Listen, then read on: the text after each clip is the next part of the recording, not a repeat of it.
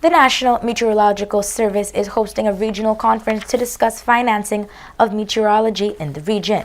One of the main focuses of the meeting is to discuss financing for the Meteorological Training Center in Barbados. This training center is where all meteorologists participate in training to be qualified to work at a weather bureau. Dennis Gongwes, chief meteorologist, spoke about the importance of the conference to Belize and for the rest of the Caribbean. Well, we're talking about financing of our training institution that is located in Barbados, Caribbean Institute for Meteorology and Hydrology, and talking about activities related to that institute, what research activities and so forth. And that is we started yesterday, and today we're dealing with the Caribbean Institute for Meteorology and Hydrology. The training institute, it's a regional training institute for the Caribbean, and it provides training for all our weather forecasters, all our meteorological assistants from the region get trained at the institute. So we're talking about financing of the institute at this time, and the sustainability of the institute. And in addition to that, later on this afternoon, then we discuss the technical matters and the research component of the institute. Gongwes also spoke about the importance of the Training Institute in Barbados. The training lasts for 18 months and the trainee then becomes a certified weather forecaster.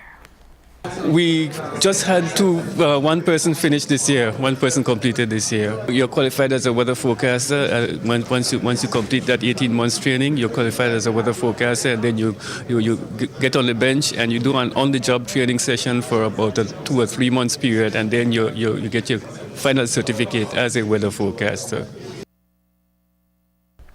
Principal of the Caribbean Institute of Meteorology and Hydrology, Dr. David Farrell, says that the training in Barbados is mostly for building competence in the forecasters as well as receiving the appropriate training.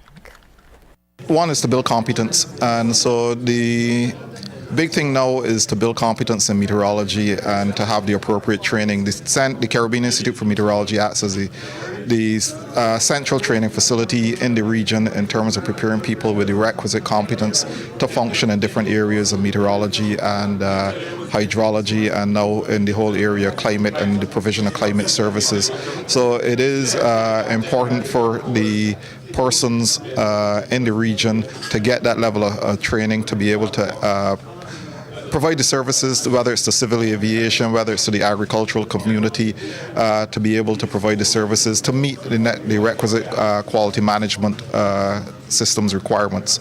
The quality management systems now in place for education in the WMO organizations and so on. The WMO organization, and so the whole aim is to really build that competence in persons. Farrell says that the Training Institute has been used by trainees for over 40 years, and Belize is one of the Caribbean communities that have sent almost, if not all, of their members of the Meteorological Service to Barbados for training.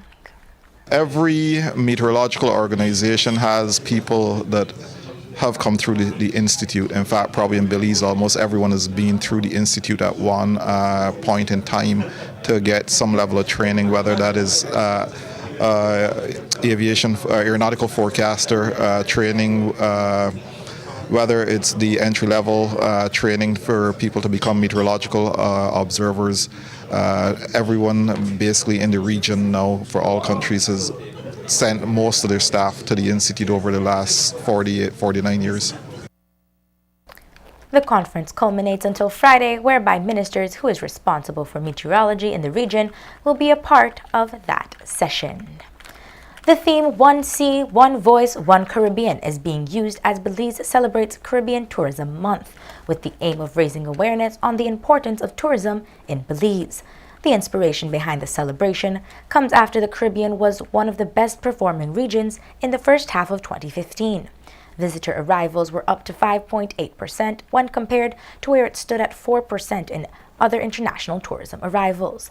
The Belize Tourism Board, as part of the celebration, is asking stakeholders and citizens to upload photos and/or videos to the internet while using the hashtag BelizeCTM2015 As part of the awareness campaign, the BTB will be doing talk shows, educational visits to various secondary schools to talk about careers in tourism, as well as an amplified presence on social media.